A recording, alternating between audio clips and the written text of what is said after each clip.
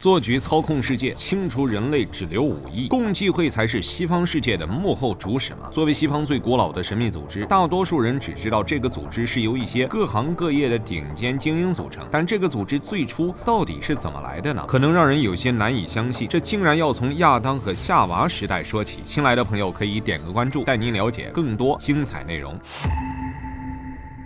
关于共济会的历史大致可分为3个部分，第一部分是神话时期，第二部分是古代史，第三部分为近代史，可以理解为源头、形成和发展。在共济会内部的高级成员中，每个人都要学习一种特殊的科学，名为博雅科学。这一学科的创始人不是别人，就是西方世界里全知全能的上帝。上帝将这门科学传授给亚当，并在亚当后世的子孙中传递下来。学科中包含大量高深的知识，除了现有的很多学科外，还有一种是神圣几何。据说只要掌握神圣几何，即便所有知识都失传，亚当的后代也能从内心感悟到所有知识。所以即便有大洪水灭世，人类文明也没有中断，因为知识已经刻在亚当后代的识海之中。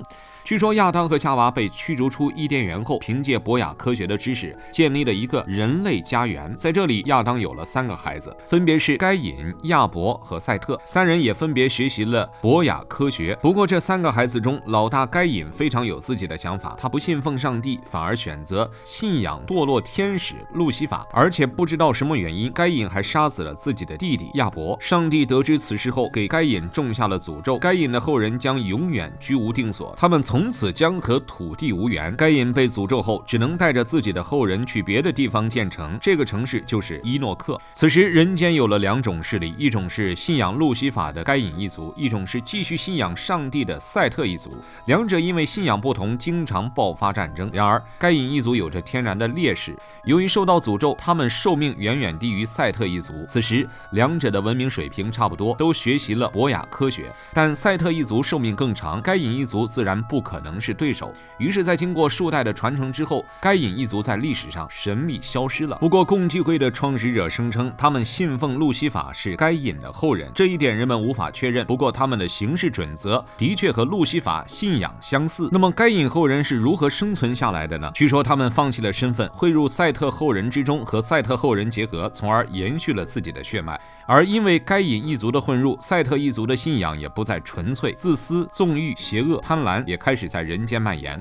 正是因此，上帝才发动了大洪水灭世，妄图消灭所有该隐血脉。然而大洪水也没有彻底消灭该隐血脉，因为诺亚的一位儿媳妇就是该隐血脉拥有者。该隐血脉继续延续，人类通过博雅科学再次繁荣起来。而为了防止上帝再次降下大洪水，人们聚集在一起，决定建造一座通天塔。而这座通天塔的建造者就是共济会的初始组织，也被称为自由石匠组织。那么接下来共济会又是如何发展的呢？共济会操控世界的真正目的竟是为了复仇。在西方的神话中，共济会的成员作为堕落天使路西法的信徒，上帝曾试图将他们铲除，但这些人却靠一个弥天大谎活了下来，并且现在又想故技重施。大洪水之后，人们为了避免再次被灭世，决定建造通天塔，爬到天上和人同住。神族当然不会坐视不管，他们在通天塔建造到一定高度后，毁灭了他们的科技，分化了他们的语言，还将这些建造者遣散到世界各地，防止他们再次搞事情。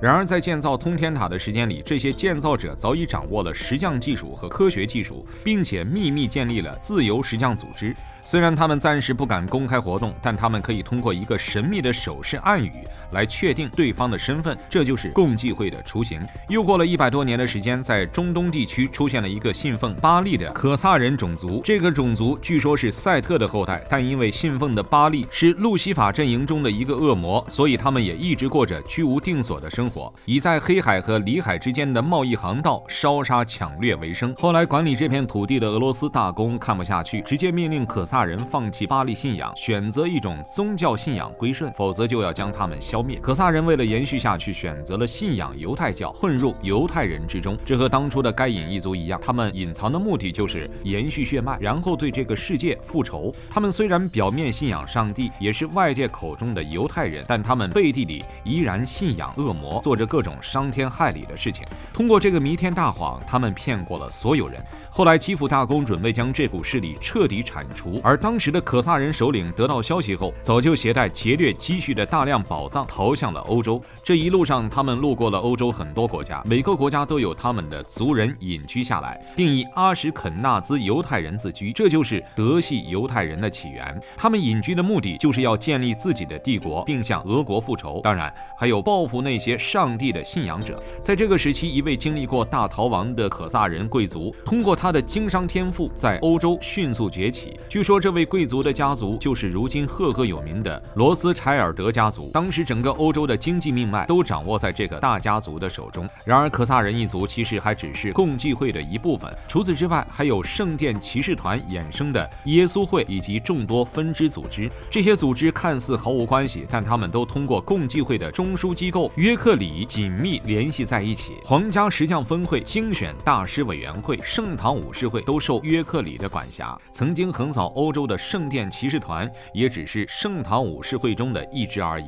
从这里我们可以发现，该隐的后人其实从来都没有消失，他们只是隐藏在普罗大众之中，人们很难分辨而已。那么这些人隐藏在人群之中，究竟是要干什么呢？如今的世界正在被魔鬼的信徒控制，传说中大名鼎鼎的共济会作为西方的幕后主宰，操控世界格局，可其中的成员竟然全都是魔鬼的信徒。这群人的最终目的究竟是什么？真的只是颠覆上帝吗？在西方世界，除了上帝信仰，还有一种路西法的信仰。路西法信仰被视为恶魔信仰，它鼓励人们去享乐，鼓励探索和进步，鼓励人们创造全新的未来。然而上帝并不希望人们如此，他希望人类永远生活在原始的状态，心中只有美好和安定。这样的生活虽然辛苦，但绝对不会对上帝和神灵产生威胁。而共济会的路西法信仰其实就是对现代科技文明的信仰。在这里我们需要再简单介绍一下另一个神秘组织光明会。1776年，一个名叫亚当的教授创建了光明会，他心中所遵循的就是路西法信仰。亚当想要将这种信仰传播到全世界，但他本身没有这种实力。光明会当时刚刚起步，影响力也不够大，于是在1年后，亚当成为共济会的一员。亚当在共济会中并没有爬到很高的级别，但他却从共济会中带走了很多精英成员。在这些成员的帮助下，亚当的光明会飞速发展，很快就成了共济会在德国的最大独立分会。在光明会的努力下，他们进行了一次彻彻底底的启蒙运动，正式将人类带向科技文明的新世界。在历史上，共济会曾经多次发动启蒙运动，想要推翻上帝信仰，只不过他们大都失败了。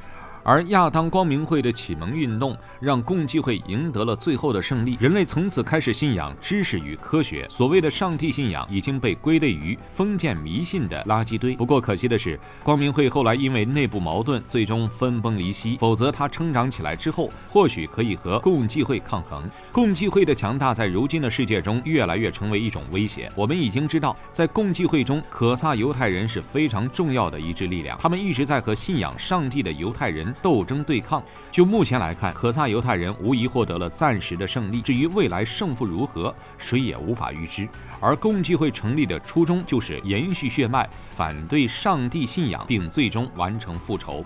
现在可萨犹太人复仇成功了，整个世界有一大半都在他们的控制之下。那么失去敌对目标的他们，接下来会做出怎样的举动呢？他们会不会像上帝一样，为了稳固自己的地位，从而对其他势力进行打压呢？这个问题的答案我们不得而知。关于共济会的传说有千百种版本，他们真正的来历以及最终的目的，只有揭秘那一天，我们才能知道答案。大家暂且当故事听听就好。而且世界是全人类共同的世界，只要人类能团结起来，无论少数人有什么阴谋，都不会得逞。看到这里，您有什么想说的呢？欢迎留言讨论，我们下期再见。